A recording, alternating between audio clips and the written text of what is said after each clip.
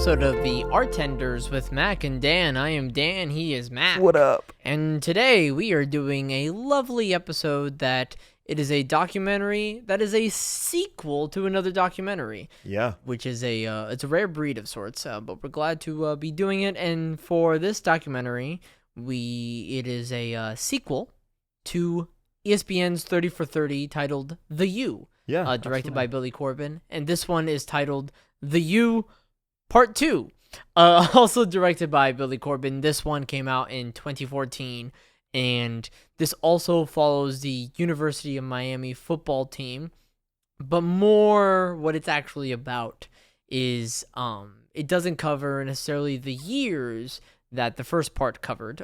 This one actually covers more so like 1995 to 2014. You know, it's post Howard Schnellen. Wow, I butchered that one. Howard Schnellenberger. Good luck. Man.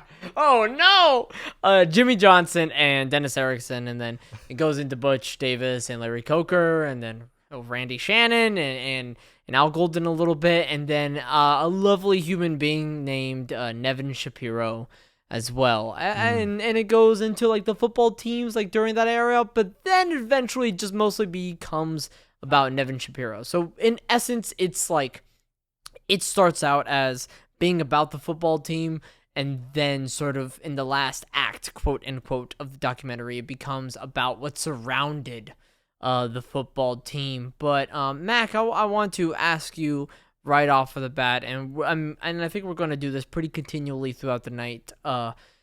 Comparing the two documentaries, the first part, which was a sensational hit, and we wouldn't have the second part if it were not for the first part. True. Right? But I'm curious about your thoughts on how does part 2 compare to the first, The U. I want to start this off with mentioning that because, I mean, why would we have a podcast if not to partially plug our own stuff? I just wanted to let the audience know that I went to see you in a performance this past week at Teatro Dallas. We're dating this one. Oh, well, look, I just wanted to make it very clear that you did a fantastic job. Thanks. And it was a really lovely time. I just wanted to get that out there, and congrats to you to being cast at this past week. That was a big deal. Thank you. Absolutely. Oh wait, that's not supposed to be public. I'll bleep that out. Or at least at the oh my God. Everybody hold on. I genuinely did not even consider that. I forgot to mention. I didn't think that we would get into this podcast, and then that's so Christ. good. Well, okay, but at the time of this recording, that's gonna be so funny. Okay. Oh Jesus. What a perfect little time capsule that will be. Okay. Want to start it off with that? Thanks. Of course. Now, getting into the into the review, to the meat of this, the meat of it.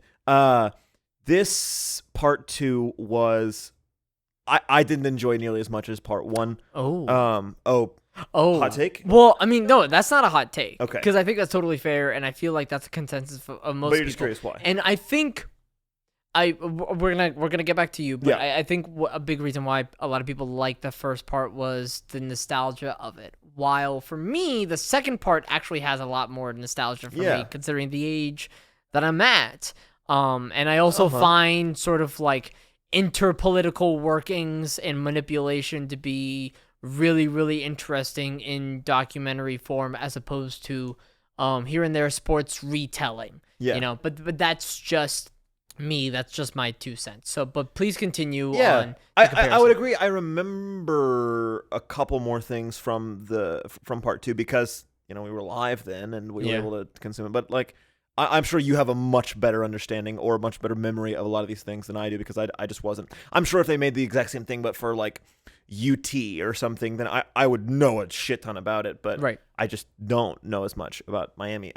But part 1 was a lot easier for me to grab onto because there was a little bit of just general 80s nostalgia, but also there was this awesome thing about both documentaries where it really poses the question, why does the University of Miami keep coming back as a powerhouse? Like, they have every reason to fail at all times. Yes. Everything is going against them constantly. The university sucks and is and does shitty things all the time. It's a pretty well-established university as like for education, but yes, in terms of like the athletic department, they are constantly failing the coaches and the players. They are not the wealthiest by any stretch of the imagination. Most of their recruiting happens with kids of low income and low training. Like they just know very little about the sport. Everything is going against them. And in the first part, it was kind of this like I don't know. They treated the University of Miami or the whole like Go Canes movement. Yes, but also like there's this like kind of magical force that just like got them there, right? Yeah. They talk constantly about like there was just this feeling in the locker room that you had to win. Like there was no other option. Yeah. And it's such a lightning in a bottle, right place at the right time moment. But they keep makes it finding the lightning. Yeah. At random points in history. Yeah. When they have no right to. But part 2, I think what was tough about part 2 for me is that it was interesting. Sure. Yeah, absolutely was. But it was I think a lot less about football, this one. Yeah. Like there was plenty less football in this one than in the first one. I'm absolutely with you. I liked that in some ways, but in other ways it kind of bothered me because it just kind of keeps playing on it. Yeah, and I think what it is too, maybe a little bit, is that the name is sort of a misnomer. Because the U from 95 to 2014 is not the U that we saw in the first part, right? And so to have it be under the same moniker is like a funny sort of thing to examine because they're two very different beasts that we are referring to. If you were to label like 80, what was it? 80. I mean, like late, very, very like 79, 78 is when I think Howard Schnellenberger took over. If you were to label like early 80s, 78 to 94, something. What would you label that era of Miami? I mean, I would probably label it as the U, or I would probably label it as like the Bad Boys era, you know? I was kind of nudging you towards the Bad Boys because I agree. Yeah, and I don't even mean that as like a disparagement. No, but it was just like it was a reputation. Well, it reminds you accumulated. Of another very popular documentary about the Bad Boys of Detroit. Like they were. Oh, about the Detroit Pistons with Isaiah Thomas? Yeah, like they were recognized nationally for being badasses. Yeah. And also just like violence and but what was also like, or at least how I attribute like the big difference between something as simple as like the U during that time and the Pistons during that time is that like the U were kids, and at the core they were kids having fun. Yeah. And it was kids going through shit, sure, but at its very, very core, it's just a bunch of guys who just want to have fun at the same time. Who like, of course, dress up in army gear, when they go face Penn State, but they're still at its core like they want to have fun. Yeah. And so that Bad Boys brush was largely also partially painted. I don't know. Painted onto them by media outlets. Yeah, I hate to be like, the media, but like it totally it shaped that perspective. But they embraced for it. That era. Yeah. And so because they embraced it, like they had their reputation, and so then in part 2, like a bunch of the students at that time were trying to work against that reputation or work for that reputation.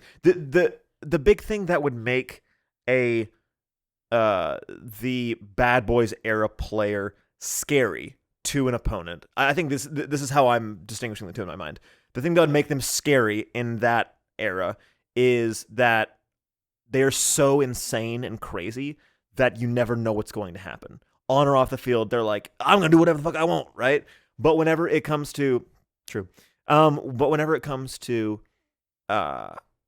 like 98 and on, 95 and on, for the U part 2, it's more like they're scary, not because they're insane, but because they're adult.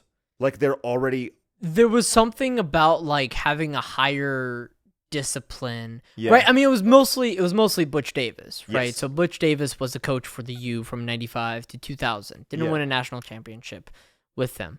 but sort of gave way to the culture and discipline that he created, where people were terrified of Butch Davis, and in a different way than Jimmy Johnson, right? Because Jimmy Johnson will kick your ass, right.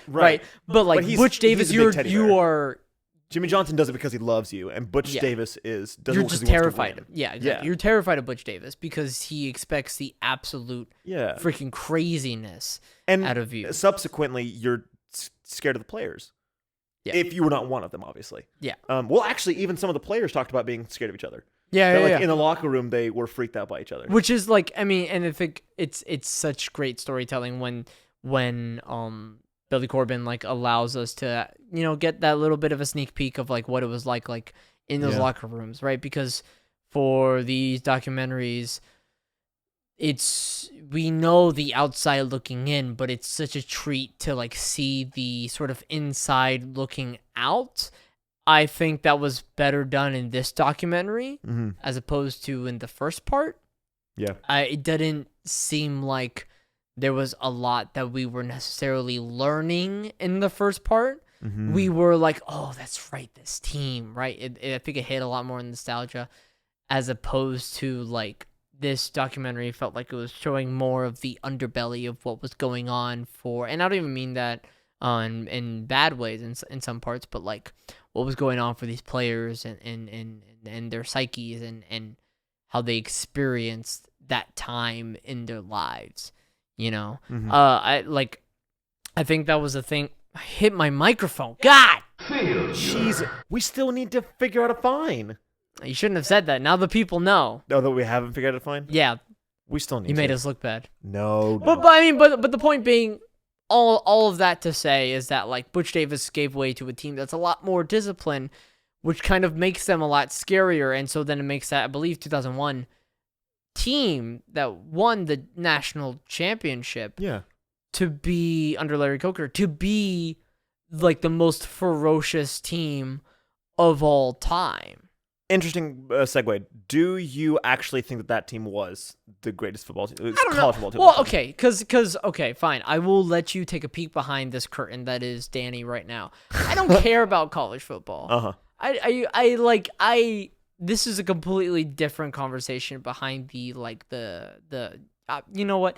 I don't care about college football terribly much, right? Yeah. And so, do I think that's the best team to have ever played in college football?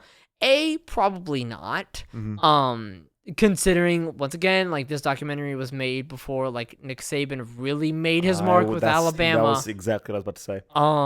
And I think it has to be one of those Alabama teams. But it's also I haven't seen enough college football to really assess whether or not that was the best team. Now the amount of draft picks that came from that team that went straight to the NFL. 2004 was the record with six first round players from the University of Miami, which is ridiculous. Unbelievable. 2004. I mean, they won the championship. Shoot, can you look this up for me? Yeah, of course. Please? No. They had a bunch, but 2004 was the. I feel like this record is for the class. Gotcha. Okay. Class 2004. But so then that team is ridiculously impressive. So then it also makes me curious of how much we don't have a fondness for that era per se, because I guess that era was so short and that was more so a lightning in the bottle as opposed to lightning in the bottle that lasted for well over a decade. I think that's the big thing, and how we sort of attribute to these coaches' legacies as opposed to Butch Davis tried really hard to create this new culture for this team, and then Larry Coker just came in and basically wasn't even a coach, just was a chaperone and allowed these players to, and trusted these players immensely. But then it also went to show that it fell out under his watch. And thus then that sort of culture could not have been maintained. Did you find some information? Yes, it was indeed 2004. Sean Taylor, Kellen Winslow, Jonathan Vilma, Vince Wilfork, DJ Williams. Holy cow. But I want to go back to a sort of a previous thing basically where this conversation had started, where you had said that this, I'm paraphrasing here, but this is less of a football documentary. Yeah. What do you think about that? And also, in the same breath, is it possible for you to tell me how you thought it stacked up to the first? I mean, so like I said, I like this one more than the first part. Just because of your connection to it. I think it's partially because of my connection to it. Like even though I don't care much about college football, when you are a sports fan of a sports fan, yeah, man, of a certain city, then naturally like college sports are going to like bleed into like whatever you hear and stuff like that. So I remember that first press conference for Al Golden, which was like, really? Yeah, when the U got him from Temple. Mm-hmm. Oh God, I remember it like it was yesterday, because I remember my family not caring much about Randy Shannon because his team didn't perform that well, and because the documentary hardly talks about how like mediocre Randy Shannon's coaching career was. Yeah, it was mostly like he was a good hire, and then it started talking about Nevin Shapiro, but then we find out in the documentary that Randy Shannon was almost 500. Meaning very close to equal number of wins and losses to one another. Yeah. So then when Al Golden was hired, I remember that there's nothing like a coach's first press conference, because we put so much water in that bucket. And why? Why do we do that? It's not like that first press conference is going to do anything for that team. Yeah. It's no sort of mirror to what the coaches actually do. However, with that being said, oh my God, Mac, everybody was so excited for Al Golden's first press conference. Everybody loved that first press conference because he was like, of course I'm here. It's the University of Miami. Yeah. He was like, no shit, Sherlock. Didn't matter because Al Golden was awful. Not awful. I think he was meh. And so it was just one of those things. But with that being said, even though there was a bit of nostalgia, like I said, I like seeing more like political workings and just like how deep rabbit holes go. I think that always breeds beautiful documentary stuff. Like with something like Wild Wild Country, it was 6 episodes, I believe it was 6, of just spiraling down a rabbit hole, right? And so when you have the first part be largely retelling of events with a slightly different perspective, because now you're getting more of the perspective of the people who, were in it actively.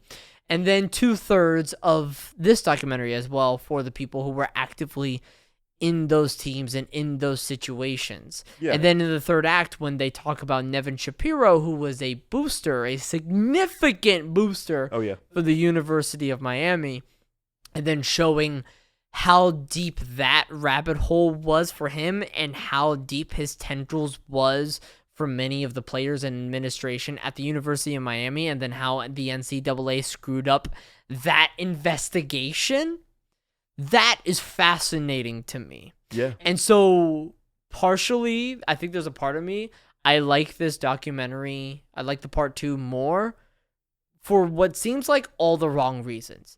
Because then, because then when it gets to Nevin Shapiro, it isn't necessarily about the U anymore, right? Yeah. It made me wanting a documentary about Nevin Shapiro, right? I was less interested in a documentary about the U. And it was very clear that it was like, after, it's a very good story, don't get me wrong.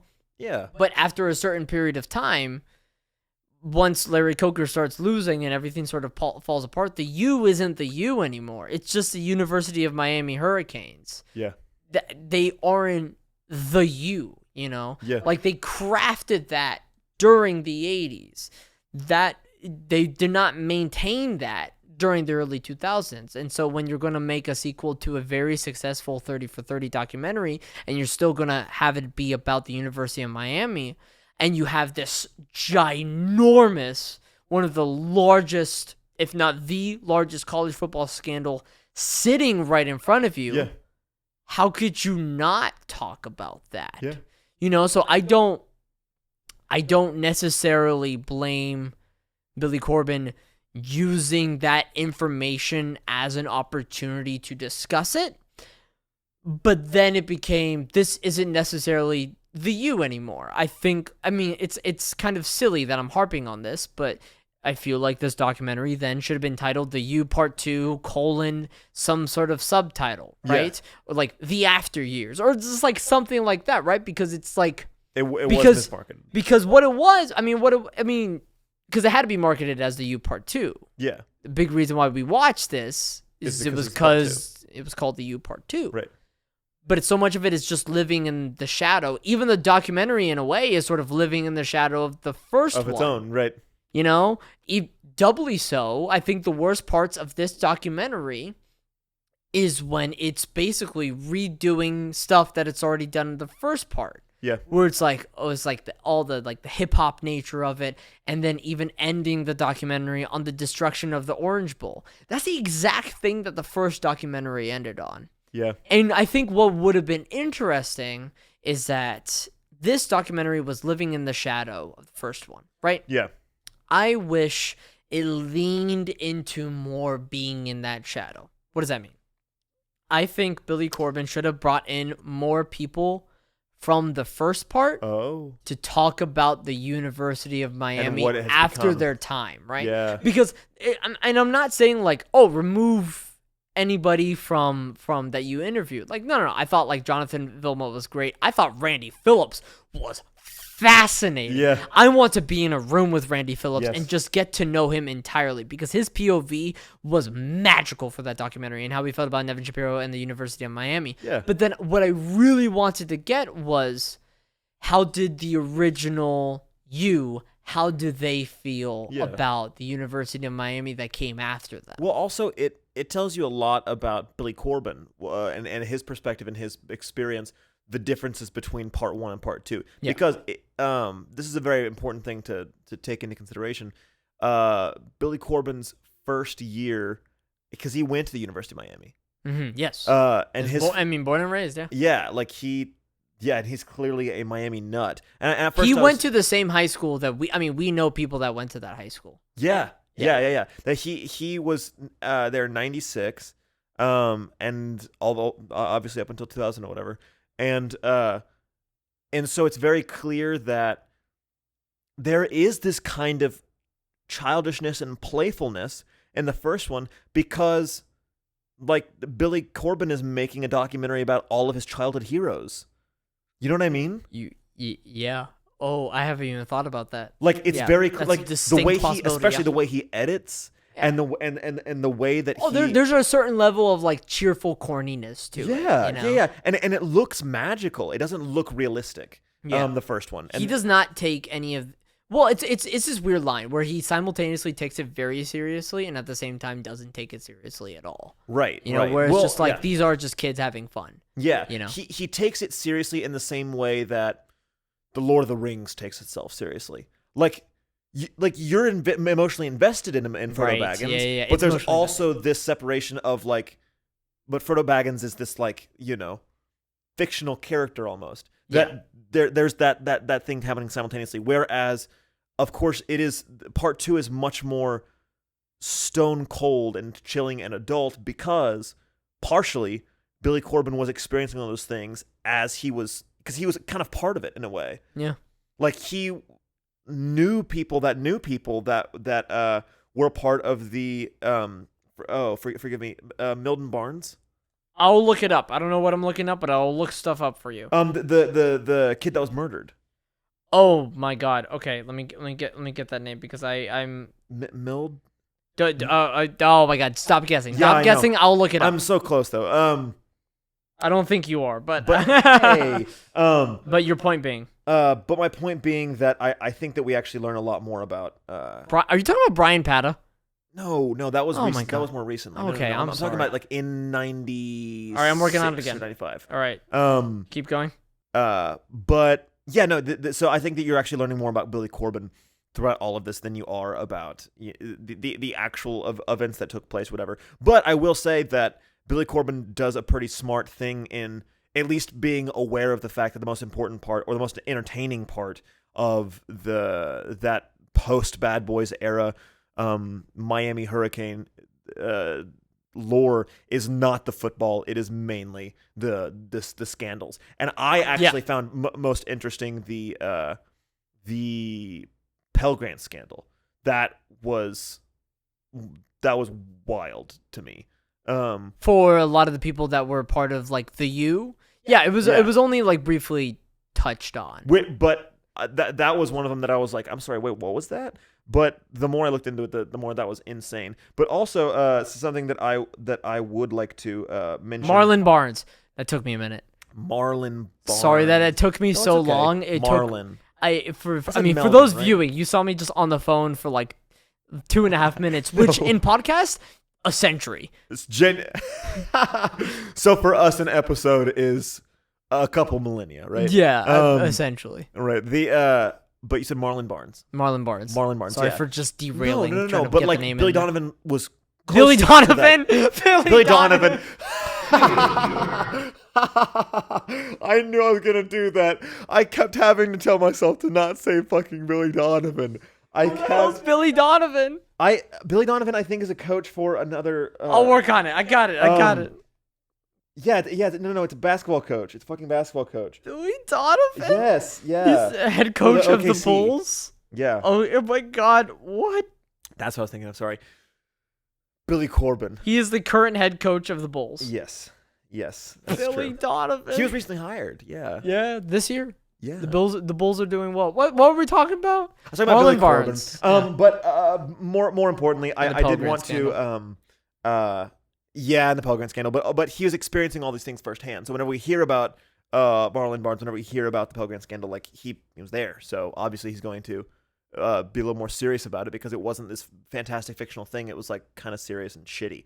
And so we get a kind of serious and shitty vibe from it in the part 2. But there is something I would really, really like to touch on that I would like to dive into, and it revolves around a question that I will pose to you, Daniel Lavelle, after a word from our sponsors.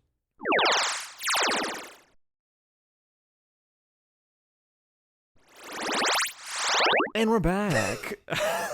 Every time I have to, right? It was just you gave me like your look. eyes were dead. Your eyes were dead, and then you became personified. Yeah. Yeah. Well, look. Personified as if I'm not a person. Correct. I'm an inanimate object. Dead. Object. Dead. You killed me. No. Oh, okay. You're just dead. Okay. To me. So I wanted to launch into this one with saying, first of all, and I am going to date this episode real quick. Again? Yet again. But I think it's an interesting date because as of 2 days ago, the athletic director of the actual University of Miami. Thank you. Holy shit. Oh my God. Was No, I fired. forgot to look this up. No, did he was fired? He was fired. Blake James is his name. Blake James was fired from the University of big Miami. He has been athletic director, I don't know for how long, but at least a decade. Oh, 8 years? Yeah. Okay. Less than I thought. He's been at Miami for more than a decade, but he has been the athletic director for 8 years. Thank you for bringing that up. Completely. I wrote that down. Shit. No. It's huge. And it's also, I also want to mention as well, damn it, I'm not prepared for that. No, you're good. But it's also worth mentioning that like in 2017, I believe, after Al Golden was fired, they brought in this guy named Mark Richt to be the head coach. There was 1 year that the University of Miami did really, really well. And then Mark Richt retired after that because he was just like, I don't want to do this anymore. Then Manny Diaz has become head coach. He's still the head coach, and he has been pretty average ever since. He is on the cusp of being fired. Yes, very close. It's been rumored for a while. 2 weeks ago, he lost to Butch Davis's FIU. Isn't that sad. funny? That yes, is the hilarious. same Butch Davis. Holy shit! That coached the University of Miami, left to coach the Cleveland Browns. Has coached for the past 4 years and is no longer the head coach. The Florida International University. That's insane. Used to be called the Golden Panthers. Now I think they're just called the Panthers. Yeah. And Manny Diaz lost to that team. First of all, fucking hilarious. Second of all, did you know what team Miami lost to that led to Blake James's firing? That's I'll take a wild guess. Any of them? Was it Pitt? Was it Notre Dame? No, it was the main North rival. Carolina? Oh no, Clemson. Florida State. Whoops. The Seminoles. Yeah, that they lost to Florida State, and then Blake James out of here, and then 2 days ago. Yeah. 2 days ago, and then Manny Diaz is pretty pretty much gonna be fired. And I think he knows. Like, he's been asked. Manny Diaz has been asked several times by the media. Okay, so do you have any sort of feelings about it? How do you feel? Like, do you think that you're gonna be fired anytime soon? How does that look like it's gonna play out? And Manny Diaz has just responded with, well, we're just focusing on the next game, which basically means that's hella just get coach fired. speak. That's coach speak for like, A, I can't comment on this, and B, I don't really want to. Yeah, exactly. Yeah. Oh, there's nothing like football coach speak. It's so useless. Right. It's amazing. But also telling. Goodness gracious. And well, it's telling how useless it is. Well, it also kind of leads me to, I don't know if I ever talked about this on the podcast. I don't think I have, but I have said this several times in real life because like this isn't real life.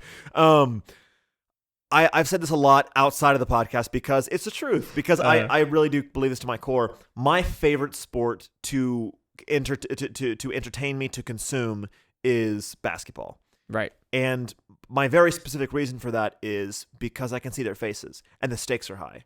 Meaning there's only 5 players. Whereas in football there's 11, obviously. And the stakes are a little lower for each player, except for, I guess, the quarterback, you could say. Yeah. But in basketball, each player has a lot more resting on their shoulders, first of all. And second of all, you can see their faces. So you can see how they're feeling about whatever it is they're doing. Yeah. Which is awesome and fascinating. Everything is a lot more raw. And you know what they're saying to each other. It's awesome. And so it's not necessarily the actual sport. I love the sport, but it's not necessarily just the sport that gets me. It is the way that you play the sport. And the sport is a very emotional and personal sport. All right. Where is this going? Where are we going? I'm going back to that is why I think this specific documentary does such a good job, or where it specifically succeeds, is that the fact that it's less about football allows it to be more personal, allows it to be more dramatized. Okay, so then let's talk about it in comparison to the first part. So then, did you find the first part to be less personal? I think that it was personal in terms in the same way that The Last Dance was, and that it was like, are they gonna win? Oh, they do, because I already know it's retelling history. I already know they do. Yeah.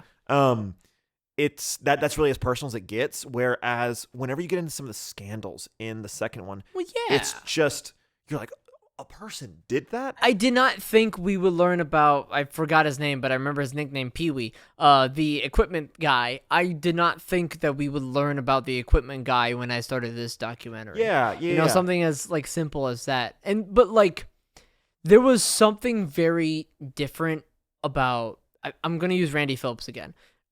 Because Randy Phillips was, in between the two parts, the best get in terms of somebody that could speak on this documentary. And why'd you feel that way?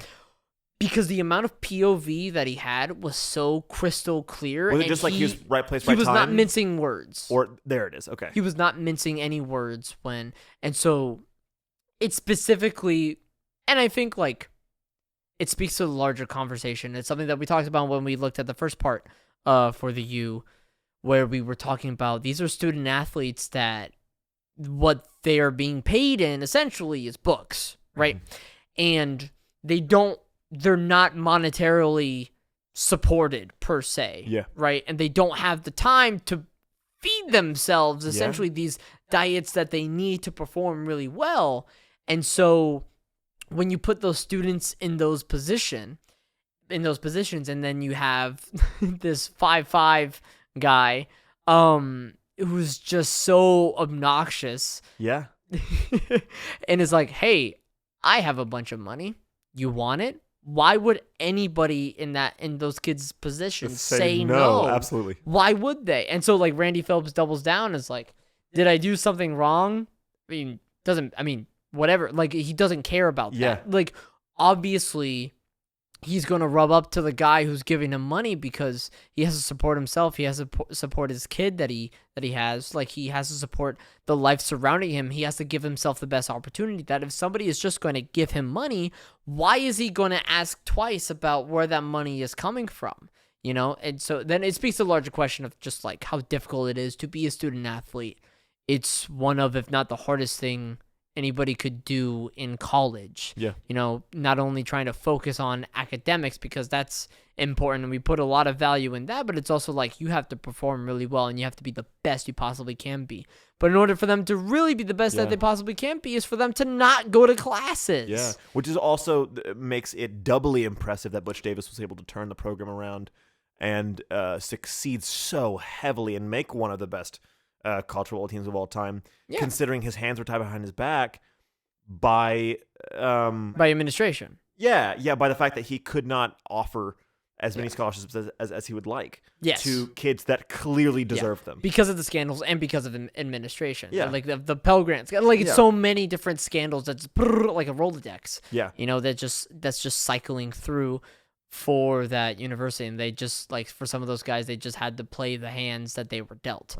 But back to Randy Phillips, where he was just so honest about everything. And there was so much like raw emotion, and there was but raw emotion in the sense of not mincing words, and it's also like I have this POV, and nobody can tell me that I'm wrong for having this POV. Yeah, and that's what made him so special to like watch, right?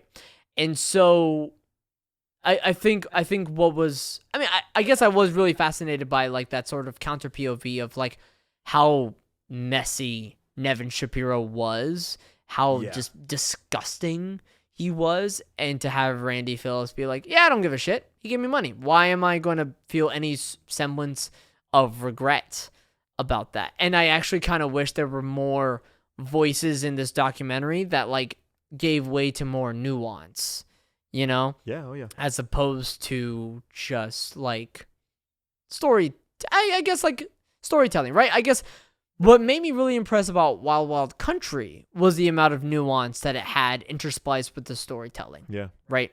Where we had people who were deeply involved and now feel different ways about it, right? Yeah. While we have here in both parts people who are deeply involved and most of them only have positive things to say about it. Yeah, they're pretty crystal clear about all like that. It would have been great if like Billy Corbin got like Bobby Bowden, who was coach for FSU what felt like a millennia. May he rest in peace. Yes, I took the gamble. Hopefully I didn't kill Bobby Bowden. All right, now that was... was there a phone vibrating? What's going on here? Maybe it looks like you have like a a roach like bit your butt. Like what's going on here? My phone was shaking vibrating. and grooving. Yeah, no, I don't want to admit it, but it's true. But like, and like, even like, I kind of wish he got like Nevin Shapiro, even though Nevin Shapiro is, I think, still currently in jail. But just people who go against the University of Miami, people who don't agree with whatever the University of Miami represents, right? Yeah. The fact that it was so pro the U is fine, and that's the story that he wanted to tell, but I'm always so much more fascinated in like, how does this story run counter to other people, and so then it allows the viewer to understand it in their own prism, right? As opposed to being spoon-fed, this is how you should feel about this story. Yeah. I think that's so critical, and that's what can make documentaries feel all the more special. I think it was better in this part largely because of Randy Phillips. Yeah.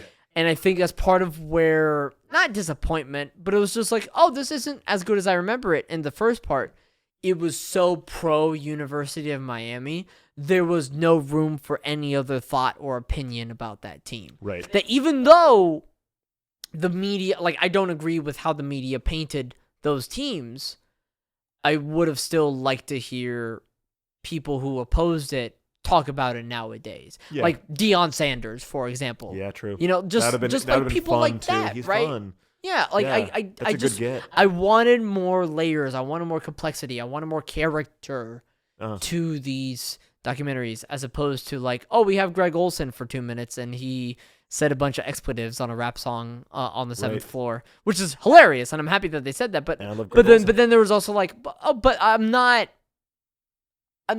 learning any shades because I'm being shown, and I don't think my opinion would change. I'm being shown, this is funny, and it is kind of funny, and I still think I would think that it's funny, but I'm not being informed by anybody else that this may not be as funny as I think it is. You know, I'm not being challenged on my beliefs. I'm being told one thing, and that one thing is not being challenged by any vicinity. Wild Country, what made that, and it's very different in that capacity, but what made that so successful for me emotionally was all these different ideals running counter completely to one another. Yeah. Which made me fascinated. The other big part I think that is important to take into consideration is that in the first part of the U, we cover a span of time in which Miami wins 4 championships. Yeah. 83, 87, 89, 91. And in the second part, we span time where they win 1. Yeah.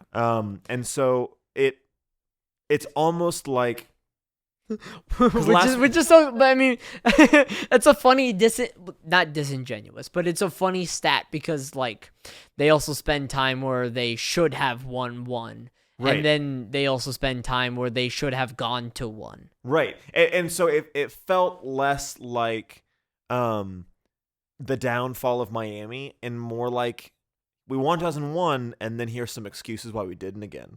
Which was annoying. I think was less about the downfall. It was more of like, we're still here. We're clawing. Right. We're clawing, trying to get back to the U. Not necessarily downfall, but they're certainly less than what they were before. On that train, though,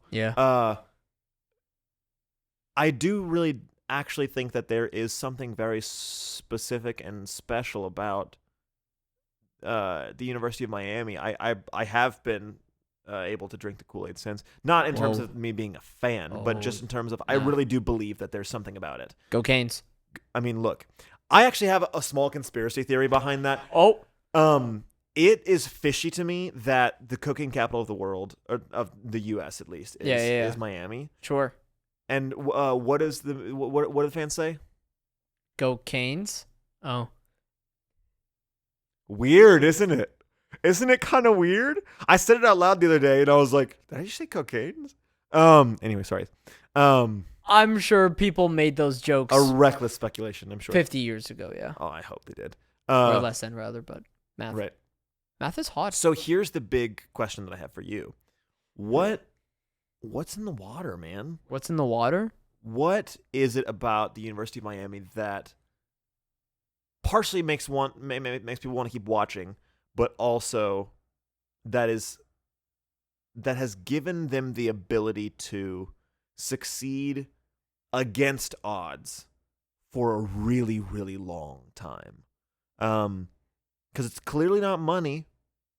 It's not reputation. I'm going to quote Billy Corbin here. This is a quote that he uses a lot nowadays, and I think it's a funny one to use in this example. It doesn't necessarily answer the question, but I think it gets us on track. The Miami of today is the America of tomorrow. That's whoa. Okay, do you mean like interesting? Like we're on a sharp decline? I mean, but like. That's mean. I'm kidding. The rest of the U.S. is going to drown? Is that what you're telling me? But it's like, it's sort of like how the recruiting process and sort of the deep-rooted like growth of culture then like gave more and more way to like other schools, I would say. I mean, I'm not directly answering that question about what's in the water in Miami. I think partially what's in the water, people just want to be there. You know, I mean, like, there's something to be said more so, I feel like, in my mind about schools like Oklahoma or, I guess Oklahoma or like Ole Miss, right? Yeah. Where they're able to keep this sort of like national relevance and reverency, or Notre Dame, just throughout so many years, and they have this like legacy that's always preceding them, and they're in places that are, and I don't think I'm being too harsh here, that are just less interesting than Miami, because Miami is the weirdest place ever, but it's also It's a party town. The entire town is boosting with tourism and nightlife and cocaine nature of it, Yeah. So like I think part of it is like people want to be in Miami. It all started with that lightning in the bottle, right? It all started with the realization, wait, there are a lot of great players from Florida. Why don't we just focus our recruiting in Florida? Yeah. And then once they started that legacy, people want to be a part of that legacy. You know what I'm saying? Like, True. I mean, sure, Notre Dame is not the same team. I mean, they're doing well this year, I think, but they're not necessarily the same team as they were many, many years ago. But people still think about them in that reverency. People still think about the University of Miami in that reverency. People still think about Ole Miss, OU, USC, even True. perhaps. People still think about those schools in Vince that. Young, right? Vince Young was UT. UT is a great example, actually. They think about these schools in this like mythical sort of way, so that once Mark they Sanchez, that's what I was thinking of. Sorry, go ahead. Yes, there we go. Mark Sanchez did go to USC, as well as Reggie Bush, I think, who got his Heisman taken away. Completely different story. Sorry, what a derailment. I'm so sorry. I had to. It was gonna drive me crazy. But once that legacy is like planted, we don't necessarily forget about them, and so then people are really going to remember if Alabama ever falls apart. Holy cow. Like, it's akin to the Lakers and to the Celtics of many, many years past. People still talk about Magic Johnson and Larry Bird on those respective teams. But also, no matter how bad, because we know the Boston Celtics and Lakers. And the Yankees, too, And the Yankees. Well, but it's the legacies. It's the legacies that, like, precede them. That, like, but I'm saying, like, even whenever the Celtics and the Lakers start to absolutely suck, it doesn't really make much of a difference, like, their cultural impact. Yeah. Like, people still think of the Lakers and the Celtics as some of the best teams in the NBA, even when they're at the bottom of the standings. Yeah. Because of the legacy that precedes them. It's like, oh, the Lakers are doing poorly or something like that. Right, like the Lakers are one of the worst teams, but LeBron decides that that's going to be his team that he is going to build from the ground up. Yeah. And it's because of the legacy. It's because of the legacy. It's because of the location. Yeah. Like, LeBron was never... I mean, let's just say the exact Lakers organization was in Minnesota Timberwolves. He was never going to go to the Minnesota Timberwolves. Like, but it's just like... It's a bunch of different factors that culminate into one. Hence why University of Miami being that lightning in the bottle and sort of retaining that lightning and containing it here and there. It has dissipated significantly since then. I would not consider the University of Miami the U anymore. Agreed. But that is such a big part to it, and I think the documentary paints that a little bit. That like, but not enough, enough in the way that I wish it did. That they were working against the legacy that has been built for them, but I don't think the documentary touched enough on that. Like, I wish, because the documentary was simply just about that timeline as opposed to being about one specific thing. Like, the documentary could have just been about Nevin Shapiro, could have just been about that one call against the University of Miami when they played the Buckeyes in the national championship. Yeah. It could have just been about, like, it just could have been about so many smaller things, but since it decided it wanted to be a sort of like timeline of events, it never stuck its ground into sort of one POV or one like story you wanted to tell. The story of it was the years throughout it, but there was no singular story that it chose to tell. It tried to tell all the stories pretty succinctly. And so, like, I mean, we both forgot his name, so excuse me for doing it, but when you had somebody that was, like, murdered, and that was a significant part to the team, and that only spent 3 minutes in the documentary of not Marlon Barnes, Brian Pata. They talk about Brian. Woof, Mac. Woof! Sorry, I thought whenever you said someone that had been murdered. I know, you brought up Marlon Barnes earlier, but they talked about Brian Pata in this documentary. But you know what? It goes to show, right? Yeah. That this is such a large part in their lives, and I'm not necessarily blaming Billy Corbin on it per se, but that is what you come across when you do a whole timeline of events where things that deserved more time didn't get more time. We spent not even 5 minutes on Brian Pata, and I wanted so much more. I have no idea who Brian Pata is. I just know that he was murdered and it affected the other players there and the coach and the coaching staff. Well, also that both of those happened like on campus. Or like it was at his like it was at his home, Brian Pata. Brian Pata? Yes. What's after practice? Well, it was after practice. Sorry, I understood on campus. Uh-huh. Sorry, I thought that's what you said. Oh, it was not on campus. It was at. Oh, okay. It was. Oh, okay. Trust. I mean, if it was on campus, I feel like this would be a very different story. That's what I thought. That's why I was reacting so heavily. I thought that it was on campus because I saw after practice. No. It was at his home. Yeah, okay. Directly after practice. Another thing that I wonder if it has anything to do with it is the kind of underdog effect, right? Yeah. That no matter how much Miami wins, you always think of them for some reason as this underdog that must defy the odds. That like I've been talking about this entire time, but I think that actually does kind of work out in their favor. That people like the underdog. People want Captain America to win. They want Peter Parker to turn into Spider-Man and win because Peter Parker's Spider-Man? Oh, was this a joke? Because Peter Parker... Jesus, wait, you didn't even get my joke? I got paranoid because I thought that you were saying that wasn't his name in real life. I thought you were about to find me. I thought you were impeccably letting that joke sit. No, I was thinking in my mind, that's his fucking name, right? I think it is. Like, No, this is what I thought. Am I willing to go at bat for this? And then I said, yes. And then I doubled down. Peter Parker is his name, right?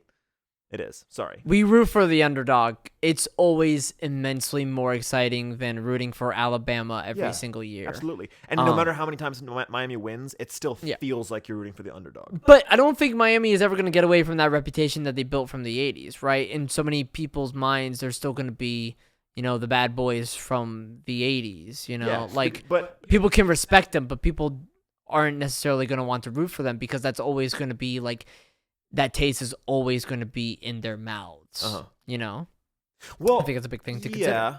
Well, I think it does go one of two ways, though. That there are people that are like, the 80s Miami to the U, and they were just so difficult to handle, and I just hated working like having to see all of them all the time. But then there's also the people that are like, are they really going to do it? I think they are. Yeah. Damn, I hope they win. That'd be hilarious. People that are like loosely related to football that are like, they're fun to watch. I hope they actually end up doing something. Yeah.